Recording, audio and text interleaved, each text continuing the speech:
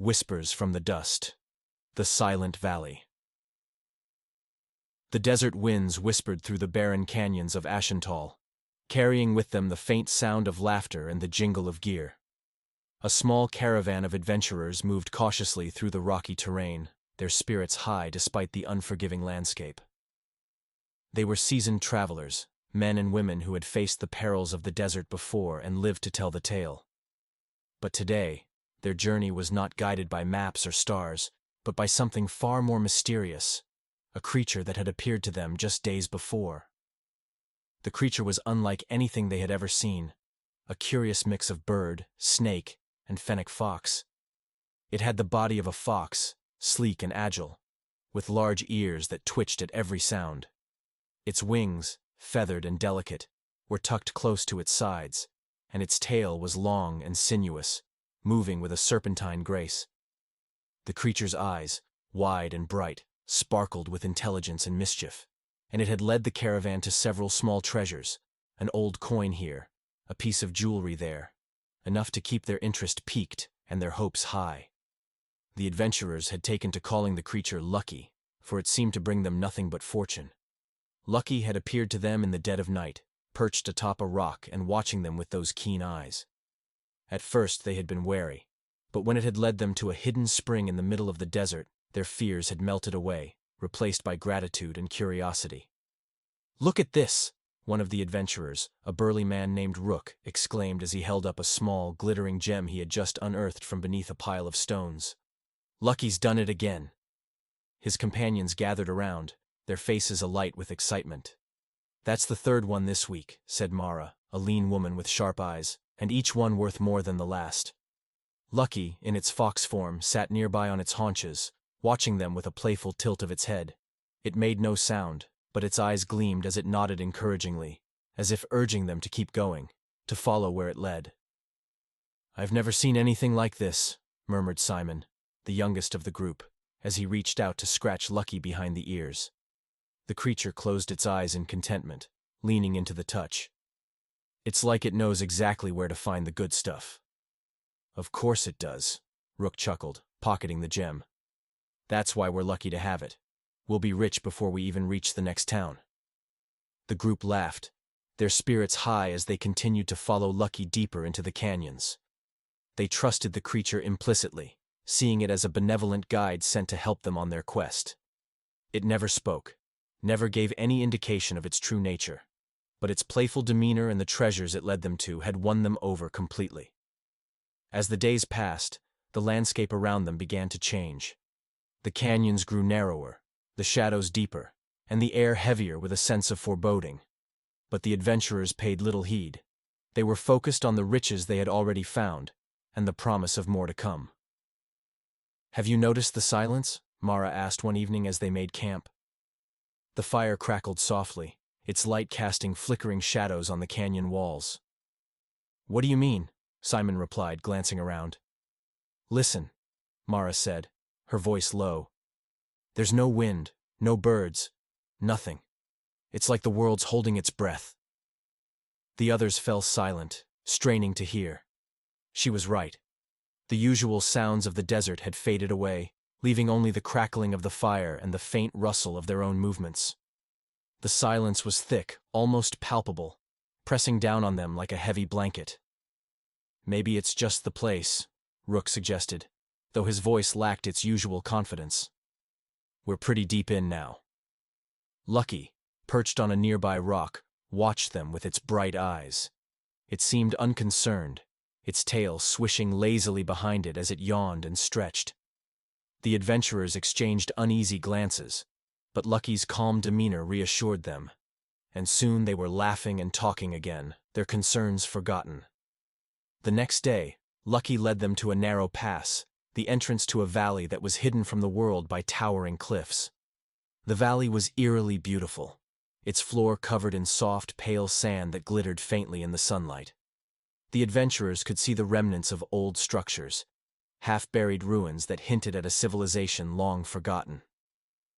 "This place is incredible," Simon breathed, his eyes wide with awe.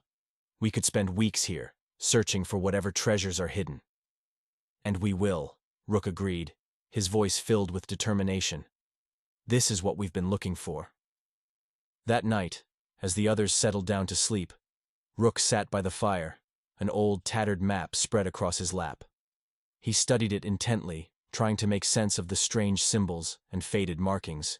But no matter how hard he looked, he couldn't find their current location. "This doesn't make any sense," Rook muttered to himself, tracing a line on the map with his finger. "We should be near the old ruins by now, but nothing matches up." Mara, sitting nearby, looked over at him. "Maybe the map's just outdated. We're in uncharted territory after all." Rook frowned, his frustration growing. "But it's got to be here somewhere. This map's been reliable so far." Lucky, who had been watching quietly from the shadows, suddenly trotted over to Rook. It nudged the map with its nose, then looked up at him with those bright, intelligent eyes. It tilted its head, as if to say, "Why worry about the map?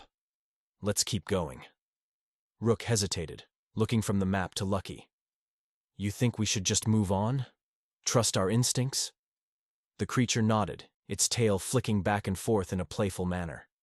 It then darted a short distance away, turning back to Rook with an encouraging look. "Maybe Lucky's right," Simon chimed in, coming over to join them. "It hasn't led us wrong so far. Let's just follow it and see where it takes us." Rook sighed, folding up the map and tucking it away. "All right, Lucky. We'll do it your way." The next morning, they packed up their camp quickly, eager to follow Lucky deeper into the valley. The creature led the way with its usual grace, darting ahead and pausing now and then to make sure the group was following. Its playful demeanor and encouraging nods kept their spirits high, even as the valley's shadows grew longer and the silence more oppressive. They didn't notice the way the canyon walls seemed to close in around them, or how the air grew colder, heavier with an unseen weight.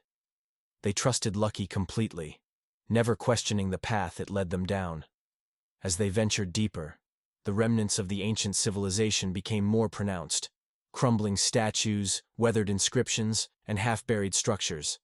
The adventurers marveled at each discovery, their excitement building with each step they took. "This place is a gold mine," Rook said, his voice filled with awe. "We're going to make history with what we find here." Lucky, perched on a rock above them, watched with an expression that could only be described as a sly smile. It tilted its head, its eyes gleaming with an unreadable intelligence. But the adventurers, lost in their excitement, saw only a faithful guide, leading them to their greatest discovery yet. That night, as they set up camp once more, the silence of the valley was almost unbearable. But Lucky, as always, was there to reassure them. Sitting close to the fire, its tail wrapped around its paws, its eyes reflecting the flames as it watched them with a curious, almost knowing gaze. "Tomorrow's the day," Rook said, his voice barely more than a whisper. "I can feel it. We're on the verge of something big." The others nodded in agreement, their faces alight with anticipation. Lucky, sensing their resolve, stood up and trotted a short distance away, pausing to look back at them with a flick of its tail. It was as if the creature was saying, "Follow me. The best is yet to come." The adventurers followed without hesitation, their minds filled with dreams of riches and glory. They didn't see the way the darkness seemed to close in around them, or how the shadows of the valley seemed to stretch and twist in unnatural ways. They trusted Lucky, their playful, silent guide, to lead them to fortune. High above, perched on a rocky outcrop, the creature watched as they disappeared into the depths of the silent valley. It tilted its head, as if listening to the last echoes of their voices before turning away. With a playful leap, it bounded up the rocky slope, its form shifting as it moved, from fox to bird to snake and back again, each transformation as fluid as water. At the top of the cliff, the creature paused, its sharp eyes scanning the horizon. In the distance, a new caravan appeared. A small group of travelers making their way through the desert, unaware of what lay ahead. The creature's eyes gleamed with anticipation. With a flick of its tail, the creature darted to the edge of the cliff, hiding a small gem beneath a rock, just as it had done before. Then it sat back on its haunches, watching as the caravan drew closer, its expression one of innocent curiosity. The game was beginning again. If you like this story from the world of whispers from the dust and would love more, like and subscribe.